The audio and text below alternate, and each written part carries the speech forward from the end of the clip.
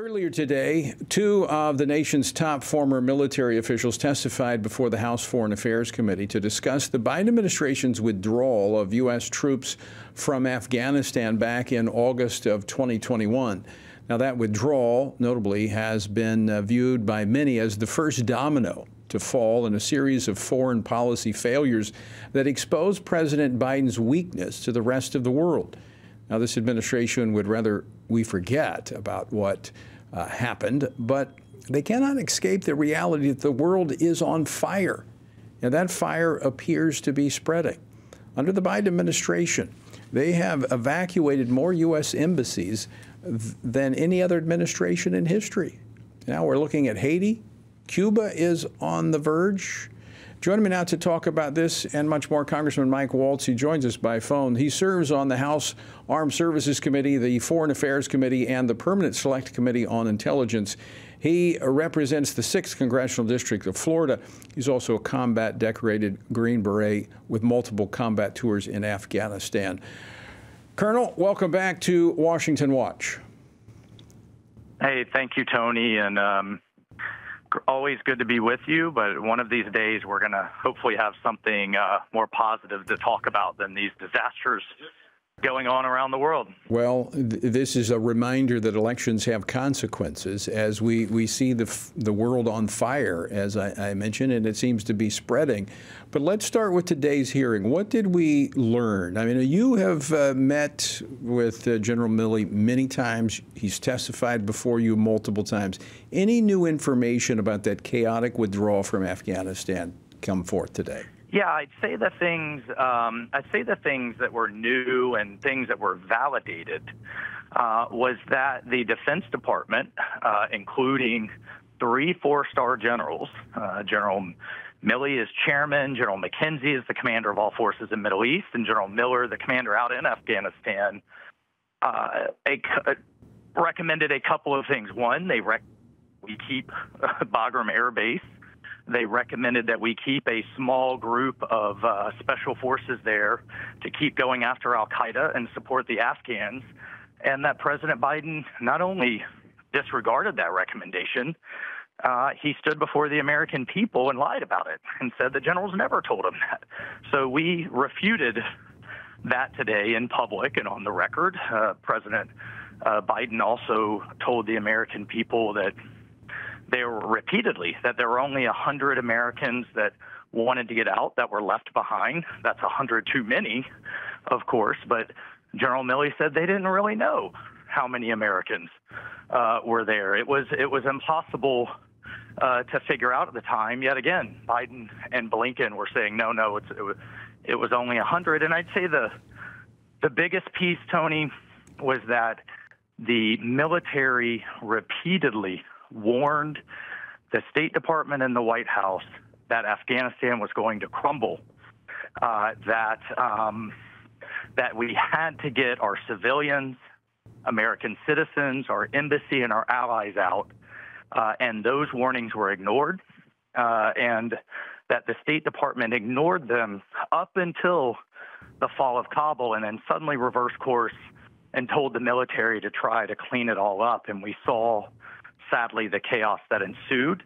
And as this is all coming out today, Gold Star families from Abbey Gate are literally sitting in the audience in tears, including Mr. Steve Nakui, the gentleman that was so upset he yelled out at Biden and was subsequently arrested and charged, which is a whole other issue.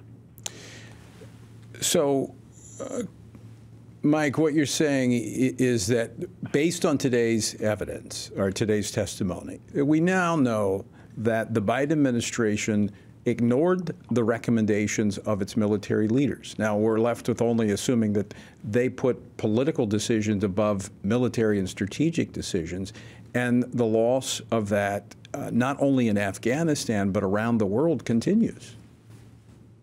That's right. I think it's something that we all instinctively know, but it is something altogether to get the just retired chairman of the Joint Chiefs, the commander of all forces in the Middle East, to say on record that their advice was ignored, that they repeatedly put plans forward to get our allies, our citizens, our out and they were denied. And that as a consequence, we have 13 Americans dead. We had Americans left behind. We have our allies, our Afghan allies, still being hunted by the Taliban.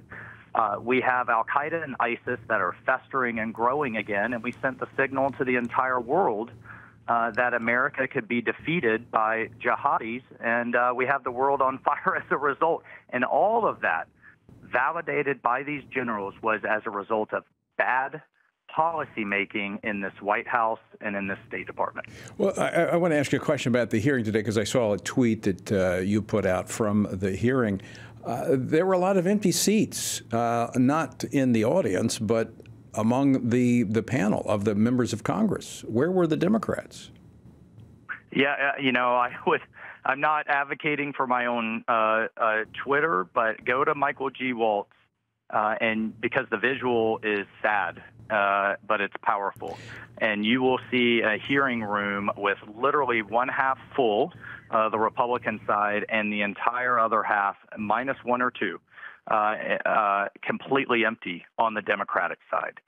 And getting accountability and understanding what happened should not be a partisan issue. But, you know, look, I mean, this just goes to show the lengths, I guess, that people will do to ignore the issue, or I guess just to run away from bad decision making. Politically, they didn't want to be there. Right. I think they think they can bury their head in the sand and ignore the realities, but it's there. And we're seeing it, as we talked about the world being on fire. Haiti.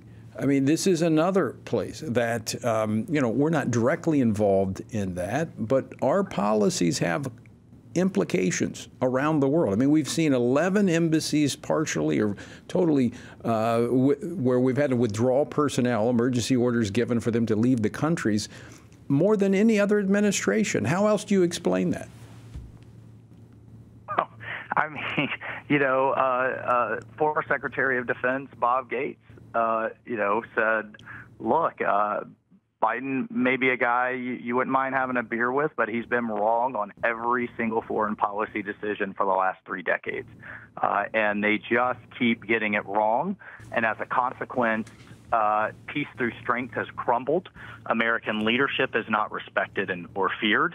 And you are seeing everything from criminal gangs in Haiti to our greatest adversaries, China and Russia, on the march. Right. And, you know, this is what the world will look like. God help, Tony. And I pray about this every night if we have another 5 years with Joe Biden in that White House, or really an empty seat in that White House. Yeah, I know we've talked many times about China. You and I share a great concern about China. But I want to, before we run out of time here, ask you about Haiti. What are you hearing? What's going on there? Well, fortunately, I was able to get briefed by our Southern Command down in Miami just late last week. You know, there's 2 key components. There's the safety of Americans on the ground and our embassy.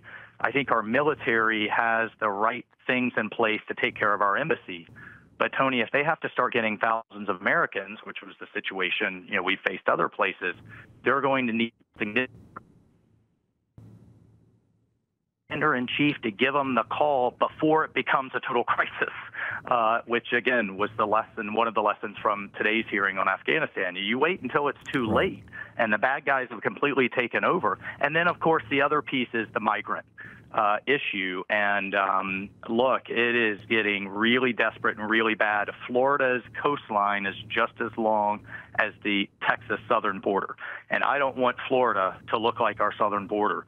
So we are pressing hard to make sure the Coast Guard, the Navy, and our law enforcement have the right assets. And I have a bill that just went through committee. I'm trying to get it out of the House now, that would double the amount of territory our maritime Customs and Border Patrol agents can patrol, so they can intercept these migrants before they get to our shores. A lot going on, and again, underscores elections have consequences. Congressman Mike Waltz, always great to see you. Thanks so much for joining us today. Yes, sir. We're in the fight, and thanks so much.